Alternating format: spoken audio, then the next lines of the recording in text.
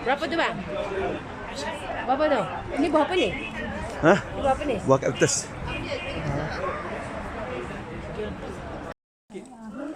Masjid Adas. Sampai tu dulu. Jadi yang kita cerita tadi pasal Rasulullah setelah dia dihalau oleh Puak Taif dan dia kembali, dia nak keluar Taif itu dalam keadaan berdarah kepala, dan di sinilah tempat Rasulullah duduk bersandar di pohon anggur. Dan di pohon anggur tu datangnya seorang hamba kepada dua orang tukang kebun ni yang bernama Adas. Dan masjid ni tempat Rasulullah duduk ni. Dan dibuatkan masjid Adas. Dan di sekeliling masjid ni kebun dia. Kebun Adas. Kebun tu pemilik dia tu tukang kebun sini. So masjid ni lah tempat Nabi berehat ya. Berehat istirahat sementara untuk sebelum dia kembali ke kota Mekah dengan sahabat dia Zaid bin Harithah. Dan tempat ni jugalah tempat kita cerita tadi, Islamnya Adas. Dia yang dulu beragama Nasrani Kristian. Lepas tu bila datang Rasulullah, maknanya sebelum ni pun biasanya orang yang beragama dulu sebelum datangnya dakwah Rasulullah ni, dia dah tahu dah akan ada mana Nabi akhir zaman yang bawa yang panggil nak perbarukan lagi agama-agama yang dulu. Maka bila dia tahu keadaan lagu tu, maka bila jumpa dengan Rasulullah sendiri, dengan segera dia memeluk Islam. Kata ulama sebut Adas ni di antara orang yang pertama di Taif ni memeluk agama Islam. Jadi sekadar kita menghormati masjid ni, kalau nak naik semaya, buat semaya tahiyat masjid 2 rakaat. Lepas tu kita boleh keluar lah. Tanah ni tanah halal kan? Tanah halal. Sebab dari tu ada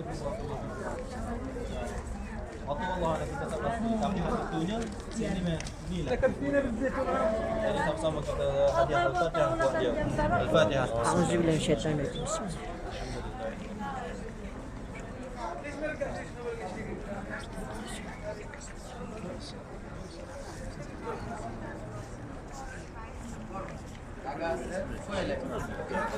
يطلع له الحمد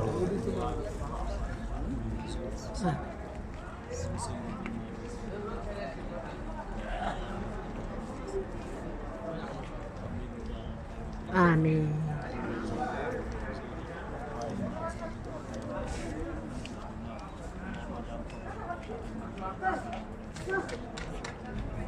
Amin. Amin. Amin. Lepas tu ada masuk tanah Mekah. Lepas tu satu yang keduanya, satu lagi Masjid Abbas. Masjid Abbas tu dia dibina lebih kurang sekitar tahun 80-an. Tak 800 Hijriah. Kenapa Masjid Abbas tu ada situ? Sebab dia bersempena tepi tu kita lalu ke sana sebenarnya, cuma tak bagi tahu lagi. Lakin Masjid Abbas tu adalah kubur Abdullah bin Abbas. Kenapa Abdullah bin Abbas ni berada di kota Taif, tidak mati di Madinah, tidak mati di Mekah? Sebabnya dia rasa, benar Sayyidina Abbas, dia rasa dia ni di antara orang yang tak layak lah. Waktu maknanya hati dia lah, dia rasa tak layak dengan diri dia tu nak mati di kota suci Mekah dan kota suci Madinah. Bahkan dia wasiat kepada anak-anak dia, sekiranya aku mati, mu simpan jenazah aku ni di kota Taif ni, kubur dia tepi sana. Dia Abdullah bin Abbas ni di antara orang yang fakih, paling fakih di antara sahabat-sahabat. Sebabnya Abdullah bin Abbas ni lah yang menerima doa Rasulullah, Allahumma faqihu fiddin, Allahumma faqihu fiddin wa 'allimna ta'wil. Doa itulah yang disebut oleh yang Rasulullah baca kepada Abdullah bin Abbas. Maka Abdullah bin Abbas ni di antara sahabat yang faqih, yang alim. Maknanya dalam ilmu Hadis. ilmu Hadis. Dia di antara perawi-perawi hadis Rasulullah yang paling banyak juga. Buku dia dekat sana. Dan satu lagi, di antara orang Melayu, tapi bukan Malaysia, orang Thailand. Orang Thailand kita yang banyak berjasa dalam dakwah bumi Islam kita di Asia kita. Dia itu pengarang kitab Maniatul Musalli. Kalau biasa dengar kan, kitab Maniatul Musalli tu Syekh Daud Fatani. Nama Syekh Daud Fatani, kubur dia dekat sana. Mungkin kita pergi dekat sana, kita akan hadiah ke apa-apa. Kepada dia. Kubur dekat sana. Kalau kita kata kalau di bumi Malaysia, di bumi Fatani ni boleh kata kalau bab semaya kan. Orang tahu tu dengan ilmu dia. Abdullah Fatani. Bab semaya, kalau bab semaya, bab puasa, banyaknya orang tahu melalui kitab dia. Sebab kitab Maniatul Musalli ni boleh kata seluruh Malaysia ni akan baca kitab tu untuk bahagian semaya saja. Ada lagi kitab-kitab dia lain kat kitab dia. Tapi yang masyhur ni kitab Maniatul Musalli lah. Jadi ni kita pergi dekat sana. Ingat dah habis. Aku dah stop. Yang kedua je guys. Dah. Cepatlah. Habis. Yang kedua je tak boleh sambung lagi. Saya gambung. Warahmatullahi taala wabarakatuh. Waalaikumsalam. Alhamdulillah wassalatu wassalamu ala Rasulillah. Amma ba'd. Alhamdulillah. Jadi hari ini alhamdulillah kita semua alhamdulillah sampai ke satu tempat yang mana satu tempat ni di antara tempat yang besar dalam sejarah Islam. Apa yang ada kaitan dengan bumi Taif ni? Bumi Taif ni ada 3 sejarah yang penting yang berkaitan dengan sejarah Rasulullah sallallahu alaihi wasallam. Di permulaan pada yang pertamanya ketika Rasulullah berada di bumi Mekah, dan setelah dia berdakwah di bumi Mekah tu tapi tak ada sambutan. Bahkan dihalang oleh kaum mereka sendiri. Jadi peristiwa yang pertama yang berlaku dalam sejarah Islam setelah Rasulullah dihalau dan dipulau oleh kaum dia sendiri ketika berada di kota Mekah, kaum Quraisy. Halau dia sebab dia membawa kalimah syahadah la ilaha illallah.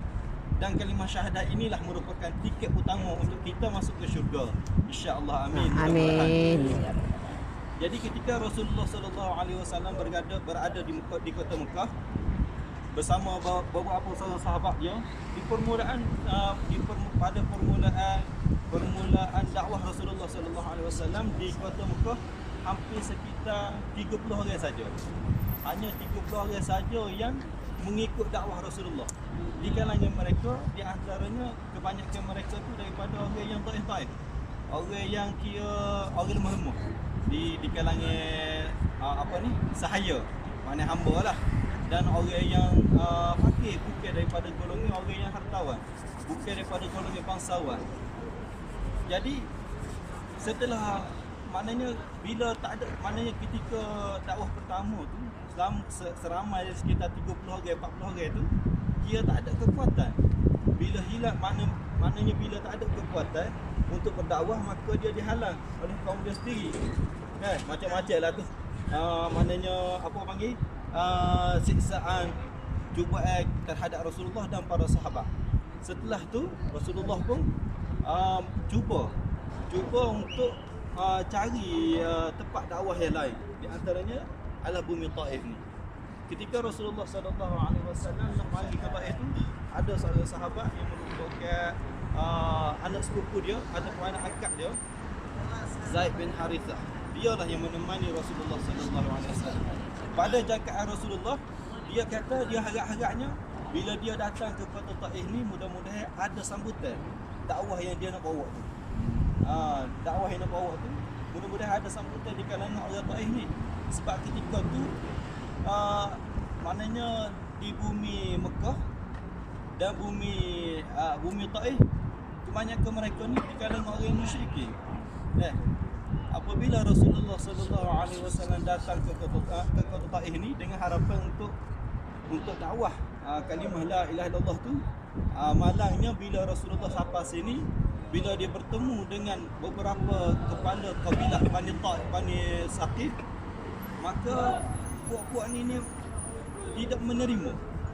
Bahkan bukan setakat tidak menerima, bila bertemu dengan bila bertemu dengan ketua-ketua Bani Saqif, maka dia dihalau dan dihalang. Dan ketika perjalanan Rasulullah sallallahu alaihi wasallam pulang daripada kota Taif, iaitu menuju ke dia satu tempat ni panggil kebun. Ada satu kebun, paling mungkin driver ni akan bawa kita pergi satu kebun, iaitu kebun Adas. Dalam perjalanan Rasulullah selepas dia bertemu dengan ketua-ketua kabilah Saqif ni, ketika itulah ada di kalangan ketua ni dia upah hamba sahaya dia, budak-budak nakal Taif ni halau Rasulullah sallallahu alaihi wasallam ni dengan batu. Maknanya Rasulullah keluar daripada kota Taif ni dengan bawa kalimah syahadah, maknanya kalimah hikmah bagi orang Islam ni dengan batu-batu, sehingga ke Zaid bin Harisah tu dia tengok Rasulullah dihujani oleh batu, maka dia pun macam panggil apa, menjadikan diri tu penghadang. Pada masa tu juga nampak di kepala Rasulullah tu keluar darah. Hasil maknanya kesan daripada dilontar oleh batu-batu pokok sana ni. Maka setelah Rasulullah sallallahu alaihi wasallam, maknanya bukan kecewa, tapi dia panggil mungkin peluang lagi orang Taif ni memeluk agama Islam. Belum masa lagi. Sebab pada waktu tu juga Jibril alaihissalam telah menawarkan kepada Rasulullah, sekiranya bagi izin kepada aku untuk aku hancurkan pokok Taif ni, nescaya sekelip mata aku akan angkat satu bukit, aku hembah atas pokok Taif ni. Tapi tidak, dakwah Rasulullah bukan lagu tu. Maknanya pada masa tu mungkin orang tak terima, tapi secara langsungnya orang Taif ini sudah tahu dakwah Rasulullah. Mungkin ketika tu dia tahu dengan di bumi Mekah ramai yang tak terima dakwah Rasulullah, sebab dia ni masih percaya lagi dengan kepercayaan nenek moyang mereka. Dia tahu, dia kenal Rasulullah ni di antara orang yang amin. Sebelum Rasulullah umur 40 tahun tu, maknanya ketika sebelum Rasulullah umur 40 tahun tu, maknanya kepribadian Rasulullah ketika tu orang percaya. Sebab tu ketika peristiwa nak meletakkan Hajar Aswad, setelah dia teralih dengan sebab berlakunya banjir besar, jadi ketika tu ramai di kalangan pokok Mekah tu, kepala-kepala kabilah Mekah tu pakat rebut mana yang lebih kuasa, yang lebih berhak untuk ambil batu Hajar Aswad tu letak ke tempat asal. Tapi pada ketika tu padi-padi yang panggil saling bertanding, sampai kan setengah ulama kata sampai kena berperang, sampai kau nak berdarah dah. Tapi maka di ketika tu juga padanya ketua kabilah ni dia buat satu pakatan. Dia kata, kita tengok siapa yang akan masuk melalui Babus Salam pada hari ini. Maka selepas dia berucap tu, tiba-tiba dengan takdir Allah Ta'ala, maka Rasulullah lah orang yang pertama masuk ke pintu Babus Salam tu. Maka bila Rasulullah masuk ke pintu Babus Salam ni, memang orang tak akan takwil dah. Sebab di kalangan orang Quraisy pun sebelum Rasulullah menyebarkan kalimah syahadah la ilaha illallah, maknanya orang Mekah kenal belakang tu. Maknanya Rasulullah ni orang yang memang budi pekerti dia dengan amanah dia tu, memang orang tak boleh nak lawan dengan amanah, dengan baik, dengan mana comel, cukup lekat akhlak dia. Orang tak boleh nak lawan, orang tak boleh nak kritik lah kepribadian dia tu. Maka selepas tu yang nak ayatnya, walaupun ketika dia mari ke Taif ni, ketika tu mari ke Taif, dakwah dia sampai dah, dia royak dah kepada kabilah-kabilah Taif ni, ketua tu Taif, aku mari sini dengan tujuan nak mengislamkan kamu semua. Sekiranya mu nak selamat, insya-Allah. Sekiranya golongan mu ni buat Taif nak selamat, marilah sama-sama kita menganut agama Islam dengan mengucap kalimah syahadah. Maknanya ketika tu dia tahu dah Maknanya siapa ada seruai tapi terima tu tidak. Maka sebab itulah Rasulullah menghalang Jibril daripada menghempak bumi Taif ni dengan bukit. Jadi setelah pada tu Rasulullah pun setelah Rasulullah maknanya tak percaya dakwah pada masa tu. Risalah tu sampai dah. Cuma penerimaan orang Taif itu tak terima ketika tu. Maka dia pukulai. Mulai tu dengan keadaan inilah kita kata dilontar dengan batu-batu oleh budak-budak dan hamba sahaya. Sampai ke kepala Rasulullah tu mengalirkan darah. Dan dia pergi menuju ke satu tempat dia di Kebun Adas nama dia. Kebun Adas mungkin pas ni Kebun Adas ni dulu kita pernah masuk. Boleh masuk. Sebab dulu mungkin sekitar dalam 4 tahun lepas dia tak itu sangat lagi ziarah ni. Ada dah tapi tak banyak. Jadi pada waktu tu kita boleh masuk dalam kebun tu dan tengok lebih kurang suasana kebun tu. Mana tempat betul-betul di Kebun Adas tu.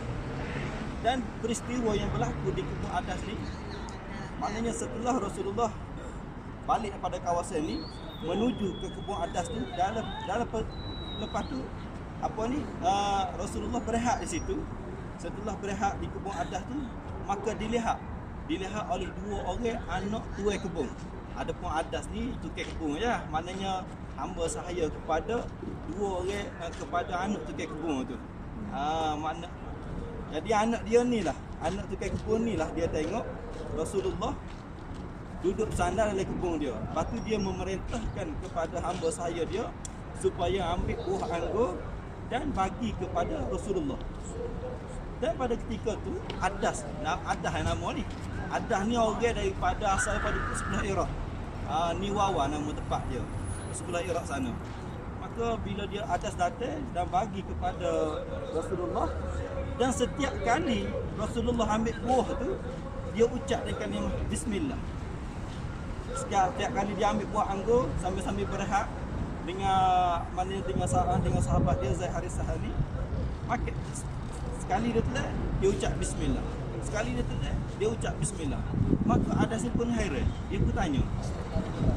Dia kata aku tak pernah dengar lagi orang sini sebut dengan nama bismillah. Maknanya orang tak setakat dia duk kenal, dia duk khidmat dengan majikan dia ni, dia tak pernah dengar lagi, dia tak pernah dengar lagi kalimah bismillah. Maka ketika tu Rasulullah pun tanya, mu ni asal mana? Mu ni asal daripada mana? Lepas tu Rasulullah pun dia pun raya, aku ni orang ni wawa, aku mari ke sebelah Iraq sana. Lepas tu dia tanya, Rasulullah pun tanya, adakah mu kenal dengan Yunus bin Matta? Kata, mana Yunus bin Matta? Dia kata, kenal sangat aku kenal sebab aku ni dulu beragama Nasrani, yakni Kristian. Maka pada ketika tu dia bagi tahulah, Rasulullah bagi tahu kepada Adas ni, dia kata sesungguhnya Yunus bin Matta tu adalah saudaraku. Dia nabi dan aku pun nabi. Maka dengan segera Adas ni letak buah dia tu terus dia pergi peluk pada Rasulullah. Dia peluk Rasulullah, dia cium Rasulullah, dia cium kaki Rasulullah. Pada ketika tu juga. Dan pada ketika tu juga dia mengucapkan kalimah syahadat la ilaha illallah Muhammad Rasulullah. Itulah ulama sebut di antara orang yang pertama, orang Taif yang pertama memeluk Islam adalah Adas. Maka setelah dan pada waktu tu juga tuai kepada majikan kepada nak ayat tuai kepada Adas ni, majikan dia tu 2 orang, majikan dia tu 2 orang ni sebenarnya ketika mula-mula dakwah Rasulullah di kota Mekah tu, dia minta dah dengan pak saudara Nabi Abi Talib. Dia minta apa? Dia minta dengan pak saudara. Dia kata, mu suruh anak saudara mu ni yang menyebarkan dakwah ni aku akan beres. Maknanya aku tak sebui anak saudara mu ni dakwah kalimah syahadah la ilaha illallah. Sebabnya 2 orang ni 2 orang tuai kebun saat ni merupakan orang yang kira panggil apa? Orang yang sekutu dengan agama Islam ni. Maknanya dia marah dah ketika tu. Sebelum Rasulullah mari dakwah sini, 2 orang ni dia kenal dah lebih kurang dengan dakwah Rasulullah. Maknanya Dia duk marah dah. Tapi pada waktu tu kenapa? Ini hikmah. Walaupun dia dihalal di sini, tetapi ada lagi orang walaupun dia tu orang kafir, dia pun dia tu orang panggil menghalang dakwah Rasulullah, masih ada lagi orang panggil sifat beri kemanusiaan.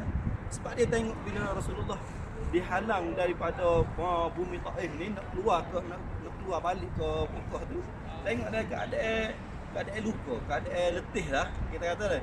Mungkin daripada Mekah kita naik kereta sana ni lebih kurang 80 km sana tu. Maknanya perjalanan Rasulullah dengan Zaid bin Harisah tu dengan perjalanan jalan kaki mari tu mengambil masa beberapa hari tu. Memang cukup penat lah. Itulah dakwah Rasulullah. Lepas tu apa yang ada di sini selain daripada sejarah yang ni, di belakang kita ni sebenarnya kubur. Di antaranya kubur syahadat yang berlaku perang pada ketika perang Hunain. Berlaku perang Hunain, yang mana ketika tu perang Hunain ni berkaitan dengan Fathul Mekah. Fathul Mekah ni dia Rasulullah daripada Madinah setelah Rasulullah dakwah sini, dia balik ke kota Mekah sementara. Lepas tu Rasulullah pun hijrah ke Madinah. Setelah Rasulullah hijrah ke Madinah, Rasulullah duduk dakwah di Madinah dengan selama masa 11 tahun. Maka Rasulullah kembali ke sini dengan beberapa sebab. Sebabnya di antaranya hak berlaku di Hudaybiyah tu. Perjanjian Hudaybiyah tu, puak-puak kafir yang langgar peristiwa perjanjian itu, maka Rasulullah angkat tentera dia kaum muslimin daripada kota Madinah seramai 10,000 orang, dan disambut di tengah jalan nak mari ke Mekah ni dalam 3,000. Jadi semuanya 13,000 orang. Mari 13,000 orang mari buka kota Mekah dengan keadaan selamat. Bukan dengan perang lah. Sebab Rasulullah bagi tawaran dah kepada orang Mekah. Sekiranya aku masuk ni, sekiranya aku sampai Mekah dengan tentera aku, tak lawan. Pertama dia kata siapa-siapa yang masuk ke rumah Abu Sufyan, dia selamat. Yang kedua, siapa-siapa yang masuk ke dalam rumah, dia kunci rumah dia akan selamat. Yang ketiga, siapa-siapa yang ada dalam kota Mekah, dia pergi bergantung di kampung Mekah, dia pun akan selamat. Jadi 3 golongan ni dia akan selamat. Pada ketika tu memang orang Mekah ni memang tak lawan dah dengan rombongan daripada Rasulullah daripada Madinah. Seramai 13,000 orang. Sedangkan orang Mekah ketika tu campur dengan orang Puan, dengan budak-budak, dengan askar dia, hanya lebih kurang 4,000 atau 5,000 orang sahaja pada ketika tu. Maka dia memang tak lawan dah lah. Maka ketika lepas dia buka kota Mekah dengan tak ada sikit pertumpahan darah. Pertumpahan darah tu dia kalau di kota Mekah tu, kalau ziarah dalam tu mungkin kita akan boleh bagi tahu laluan dia. Maknanya sebelum pukul malam. Kalau kita pergi ziarah sekitar kota Mekah, kita akan beritahu maknanya laluan yang Rasulullah bawa satu puak, dan satu puak lagi yang dibawa oleh Khalid Al-Walid. Di sebelah Khalid Al-Walid ni lah yang berlaku sedikit pertukuran, dan kata ulama mungkin lebih kurang 14 orang, 15 orang meninggal. Dan dikebumikan di dekatnya Masjid Haram, dia panggil Kubur Syubaikah. Kubur Syubaikah tu kalau kubur tu Malam Bahar berhadap dengan Hotel Darut Tauhid, dan sebelah dia tu macam ada satu kawasan yang dia liku, memang tak ada bangunan apa-apa, tanah kosong. Situlah Maqbarah Syubaikah. Dia ada di Mekah ni, dia ada 3 kubur besar lah kiranya. InsyaAllah. Yang pertamanya kubur Syubaikah, yang keduanya kubur Maqbarah Ma'la, yang ketiganya kubur Sarayat. Sarayat ni kubur baru lah, kubur baru lah.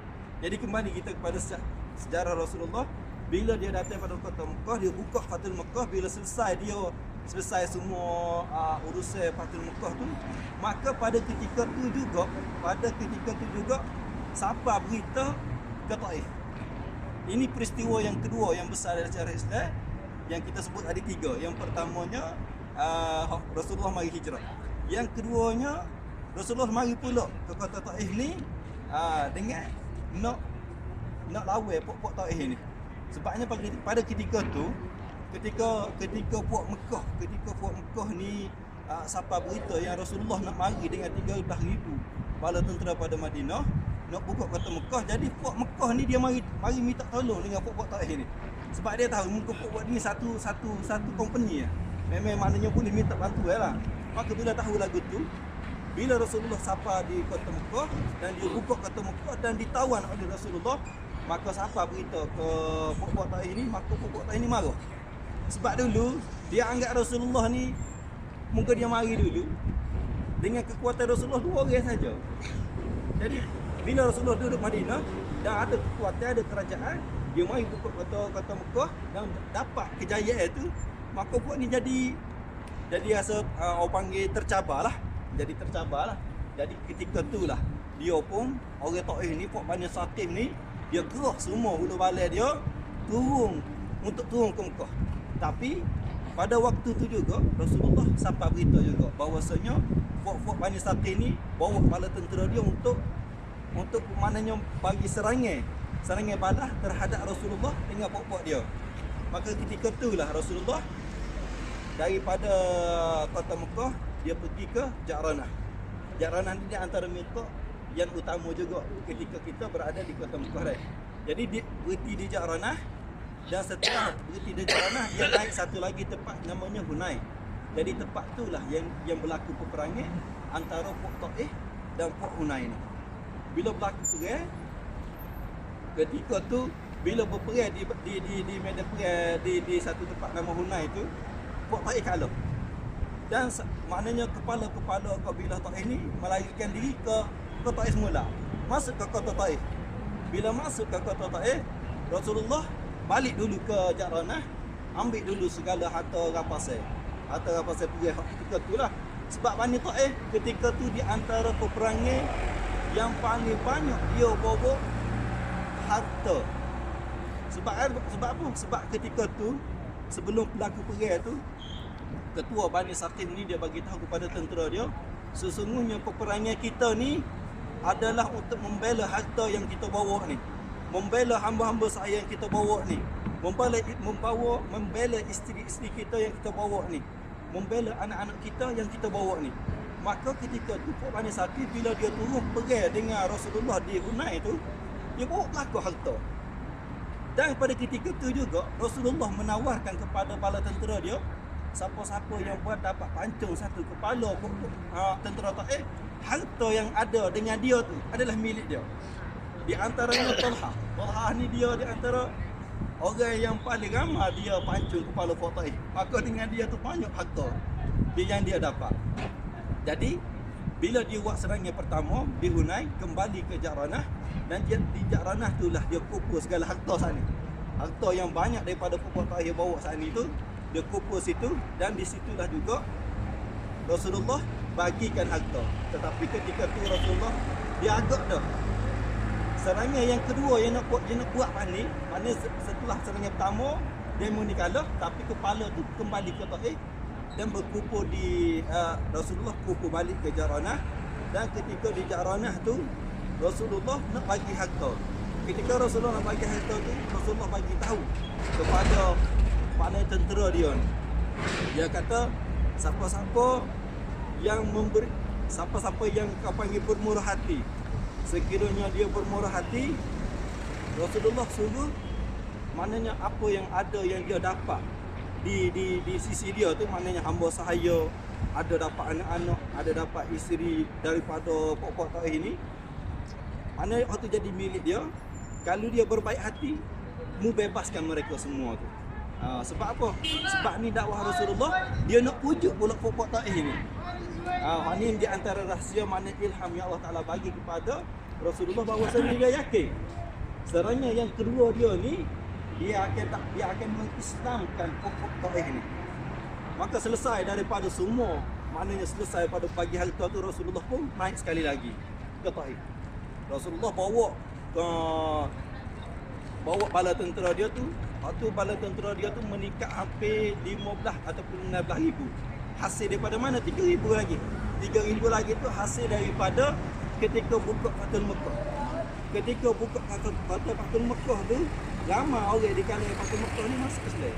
Sebab siapa-siapa yang dia nak selamat, maknanya nak terus dalam keadaan jadi orang merdeka, masuk Islam. Jadi ketika itu ramai masuk Islam dan ikut rombongan Rasulullah, mari ke perang Hunain, dan untuk perang yang kedua mari serang ke kota Mekah. Kota Taif ni. Bila Rasulullah sampai di kota Taif ni ulama sebut dulu dikelilingi oleh pintu gerbang. Dikelilingi oleh pintu gerbang. Mungkin sekarang ni kita tak apa apa. Cuma mercu tanda ada lagi. Ni salah satu dia. Pintu gerbang. Ni kita mari kat pintu gerbang ni. Jadi ketika Rasulullah nak mari serang kota Taif, terhalang dengan pintu gerbang ni, tak boleh masuk. Tak boleh masuk. Dan bila tak boleh masuk, Rasulullah perintahkan kepada sahabat dia, kita akan kepung kota Taif ni hampir 12 hari. Jadi bila masa 12 hari ni dia kepung sekeliling kota Mekah ni habis bekal lah. Sedekah Rasulullah duduk luar tu dengan penuh bekal. Ada buku-buku ni putus bekal dah, habis bekal. Bila habis bekal tu, marilah wakil daripada kota Taif itu. Mari wakil kota Taif. Bahawasanya aku mengaku kalau habis cerita. Muka 12 hari dia kepung ni nak masuk tak boleh sebab terhalang dengan pintu gerbang dia. Atau bila ketika tu, itulah rahsia Rasulullah ketika mula-mula dia dakwah, lagi terjadi. Maknanya kalau lah Jibril hebat pun kita itu tak ada lah bakul Islam sini.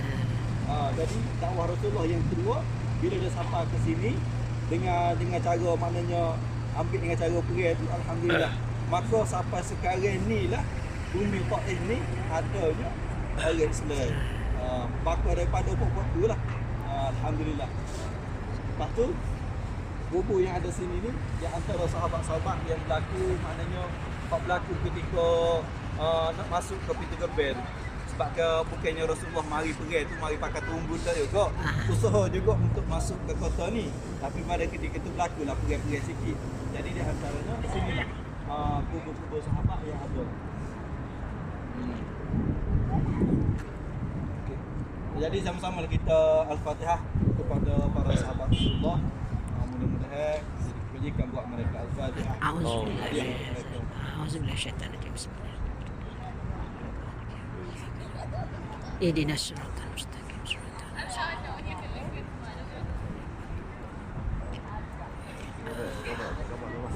Harus ini.